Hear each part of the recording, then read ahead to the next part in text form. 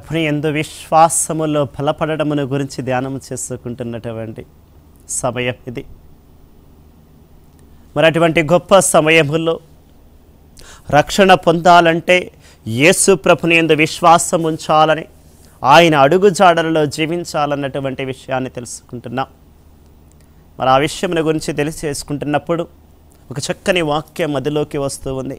అసలు విశ్వాసం అంటే ఏంటి అనేటటువంటి విషయాన్ని గురించి మనం చూడాలి. హెబ్రీలకు రాసినటువంటి లేఖ 11వ అధ్యాయం 1వ వచనములో విశ్వాసం అంటే ఏంటో ఒక చక్కనైనటువంటి మాటలో వాక్యం బోధిస్తూ ఉంది. ఆ మాటను విందాం, ఆలకిద్దాం, శ్రద్ధగా వినండి. విశ్వసించుటయనా మనము నిరీక్షించు విషయములయందు, శ్రద్ధగా వినండి భక్తులారా, నిస్సందేహముగా ఉండుట, మనము చూడజాలని విషయములను గూర్చి నిశ్చయముగా ఉండుట. చూడండి ఎంత గొప్ప నిగూఢ రహస్యము ఈ యొక్క విశ్వాసం అనేటటువంటి వాక్యములో దాగి ఉందో. ప్రియ భక్తులారా, మన క్రైస్తవత్వానికి పునాది విశ్వాసము. ఈ విశ్వాసం అనేదే లేకపోతే నేను క్రైస్తవుడిని అని చెప్పుకోవడం, క్రీస్తుని అనుసరించేవాడిని అని చెప్పుకోవడంలో అర్థము లేదు. క్రీస్తు ప్రభుని యందు నిజమైనటువంటి నమ్మకం, నిజమైనటువంటి విశ్వాసం ఉంటేనే, మరి ఆ విశ్వాసం అంటే ఏంటంటే మనము నిరీక్షించే విషయముల యందు నిస్సందేహముగా ఉండటం. అంటే దేనికోసం నిరీక్షిస్తున్నాం? నిరీక్షిస్తామంటే ఏంటండి? అసలు నిరీక్షించడం అంటే ఏంటి? నిరీక్షించడం అంటే ఎదురు చూడడం అండి. దేనికోసం ఎదురు చూస్తున్నాం మనం? దేనికోసం ఎదురు చూస్తున్నామండి? దేనికోసం ఎదురు చూస్తున్నాం మనందరం కూడా? ఎందుకు 24 గంటలు ప్రార్థన చేయాలనుకుంటాం, ప్రభుని తలుచుకుంటూ ఉంటాం. దేనికోసం? మంచి జీవితం జీవించాలనుకుంటున్నాం, గొప్పగా బ్రతకాలనుకుంటున్నాం, ఈ లోకంలో అనేక త్యాగాలు చేయాలి, ఎవరికి చెడు చేయకూడదు. దేనికోసం అండి ఇవన్నీ?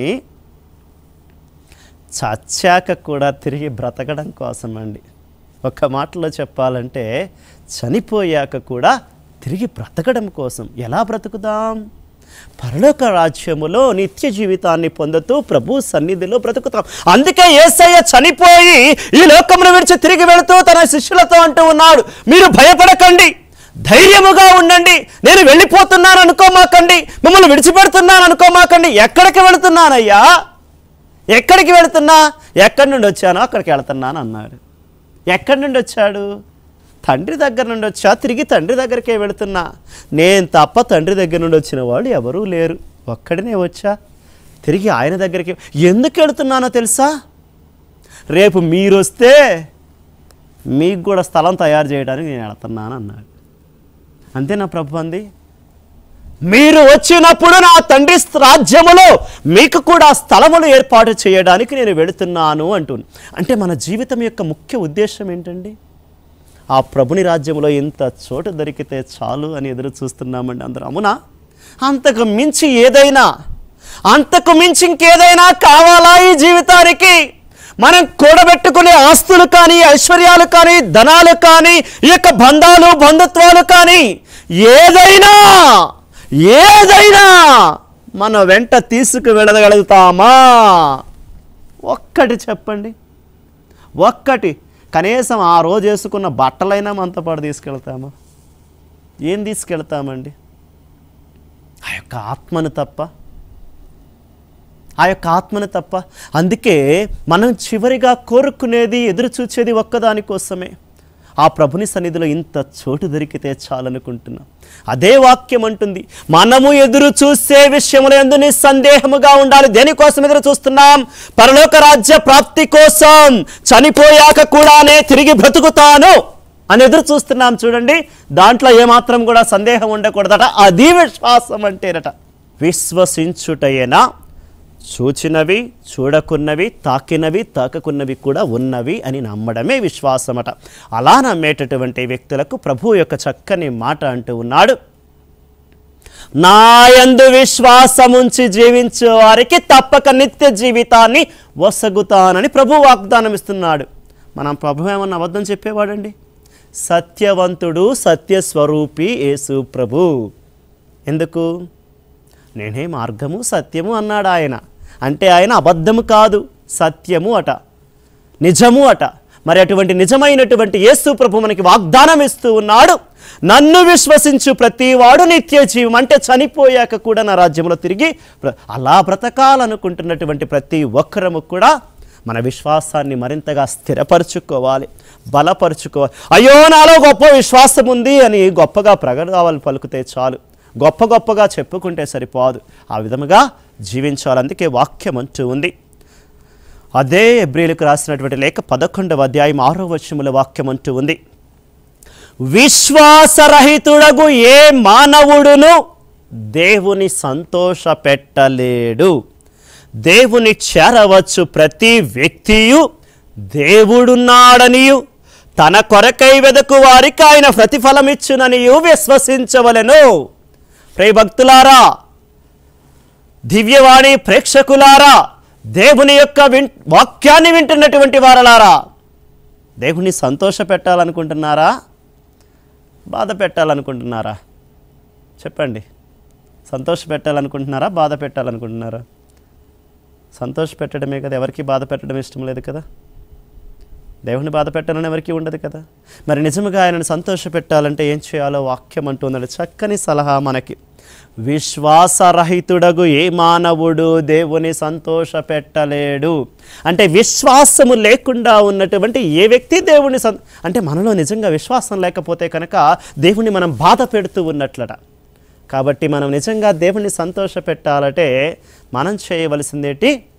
దేవునిలో విశ్వాసముతో ఉండాలి, విశ్వాసములో ఎదగాలి, విశ్వాసములో బలపడాలి. మనం బలపడ్డమే కాదు, సీమోను పేతురుకు చెప్పినట్లుగా ముందు నువ్వు స్థిరపడు విశ్వాసములో, తరువాత నీ సోదరులను కూడా స్థిరపడు. ముందు మనం బలపడదాం విశ్వాసములో. మన బంధుమిత్రులను, స్నేహితులను, శ్రేయోభిలాషులను, తోటి వారిని, మన కుటుంబ సభ్యులను కూడా ప్రభుని చెంతకు తీసుకువద్దాం. ఇంకా వాక్యం అంటూ ఉంది 8వ వచనములో, విశ్వాసమే అబ్రహామును దేవుడు పిలిచినప్పుడు విధేయుడగునట్లు చేసినది. మరి అబ్రహామును దేవునికి విధేయుడగినట్లుగా చేసింది భగవంతుని మీద ఆయనకున్నటువంటి ఆ యొక్క విశ్వాసమేనండి. ఎవరిమైనా చేయగలుగుతామండి అబ్రహాం చేసినట్లు? అయ్యో చాలే కానీ నువ్వు చేసింది, ఈ దేశాన్ని వదిలిపెట్టి అదిగో పక్కన ఉన్న కానాన్ దేశానికి పో అన్నాడు. సరేనయ్యా అనుకుంటే తల ఊపుకుంటు. మనం ఎక్కడి నుండి లేచి ఆ పక్క బజారుకి వెళ్ళి రావడానికి ఏం చేస్తామండి? ఫోన్ సర్దుకోవాలా, బట్టలు సర్దుకోవాలా, కాలర్ సర్దుకోవాలా, మంచి బట్టలు వేసుకున్నామా లేదా, షూ వేసుకున్నామా లేదా, మంచి చెప్పులు వేసుకున్నామా లేదా, తలదూకున్నామా లేదా, అన్ని బాధ్యతలు. అదిగో నేను ఆ బజార్కి వెళ్తున్నా కానీ వచ్చేదాకా జాగ్రత్త. ఏదో దేశానికి వెళ్ళిపోతున్నట్టు, మళ్ళీ ఒక 10 రోజులు రానట్టు, పక్క బజారుకి వెళ్ళి అలా ఒక అరగంటలో రావటానికే ఇన్ని సముదాయించుకుని వెళతాం. అబ్రహాము చాలు, ఇంక నువ్వు లేచి నేను చెబుతున్నా ఆ దేశానికి వెళ్ళానుకుని సరేను అనుకుంటే తలొప్పుకుంటే లేచి వెళ్ళిపోయాడు. సంతానమే లేనటువంటి అబ్రహాముకు నక్షత్రాలంతగా, ఇసుక రేణువులంతగా లెక్క పెట్టలేనని సంతానం. సరేనయ్యా అని తలూపి నమ్మేస్తున్నాడండి. ఇవ్వక ఊపుకుంటూ ఒక్క బిడ్డనిచ్చాడు. ఆయన కూడా తీసుకొచ్చి నాకు బలి ఇవ్వంటే సరేనయ్యా అని చెప్పి కత్తిని కొడుకును తీసుకొని బలి ఇవ్వటానికి వెళ్తున్నాడండి. ఇదెక్కడి విచిత్రం అండి, ఇదెక్కడి విచిత్రం? ఆ విచిత్రానికి పేరే విశ్వాసము. ఇదే విచిత్రం అంటున్నారా? ఆ విచిత్రానికి పేరే విశ్వాసము. అందుకే వాక్యం అంటుంది, ఆ విశ్వాసమే అబ్రహామును దేవుడు పిలిచినప్పుడు ఆయనకు విధేయుడగినట్లుగా చేసి దేవుడు అతనికి ఇచ్చేదనని వాగ్దానం మార్చిన దేశానికి అతడు వెళ్ళినట్లుగా చేసింది. ప్రియ భక్తులారా, మరి అబ్రహాము యొక్క విశ్వాసము గురించి మనం చెప్పుకుంటూ పోతే కథలుగా గొప్పగా పుస్తకాలు, గ్రంథాలు రాసుకోవచ్చు. అంతటి మహనీయుడైనటువంటి అబ్రహాము యొక్క విశ్వాసాన్ని చూచి మనము కూడా ఈ రోజున విశ్వాసములో బలపడదాం, ప్రభుని చెంతకు తిరిగి వద్దాం. ఒకవేళ ఇప్పటి వరకు మనము మన మార్గాలు ప్రభునికి దూరముగా ఉంటే తిరిగి వద్దాం. మనలో ఇంకనూ కూడా భగవంతుని మీద ఏమైనా నమ్మకము లేకుండా అవిశ్వాసము చేత మనము జీవిస్తూ ఉంటే నమ్మకాన్ని పెంచుకుందాం, విశ్వాసంతో తిరిగి వద్దాం. ఆ తండ్రి బిడ్డను తీసుకొచ్చి నీకు సాధ్యమైతే చెయ్యయ్యా అన్నట్లు కాకుండా ప్రభువు చెబుతున్నట్లుగా విశ్వసించు వారికి అన్నీ సాధ్యమైనట్లుగా మనము కూడా యేసయ్యను విశ్వసిద్దాం.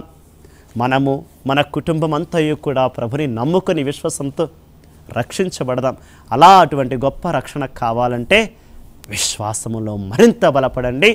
ప్రభు సాధ్యమగుననే కాకుండా ప్రభు అన్నీ కూడా సాధ్యమగును, ప్రభువుకు అన్నీ కూడా సాధ్యమగును అని నమ్మి విశ్వసించి ప్రభుని యొక్క విశ్వాసములో మరింతగా ఎదుగుదాం.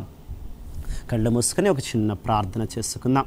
ప్రేమామయుడైనటువంటి యేసు ప్రభువా, నిన్ను నమ్ముకొని దేవుని యొక్క వాక్యాన్ని వింటున్నటువంటి ప్రతి ఒక్క బిడ్డను కూడా ముట్టమని, తాకమని, ఆశీర్వదించమని అడుగుతున్నా. యేసయ్యా, మేమందరము కూడా విశ్వాసము మరింత బలపడేటట్లుగా చేయము.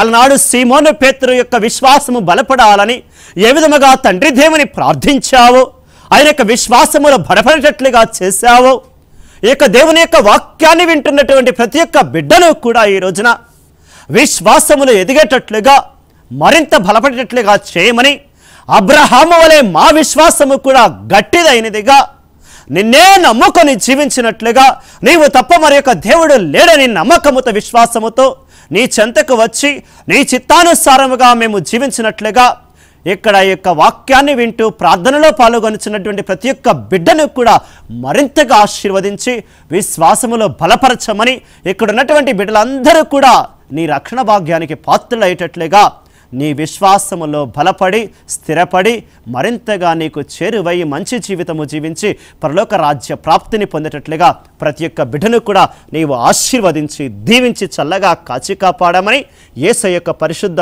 నామమున అడిగి వేడుకొనుచున్నాము తండ్రి. ఆమెన్. పితా పుత్ర పవిత్రాత్మ నామమున ఆమెన్.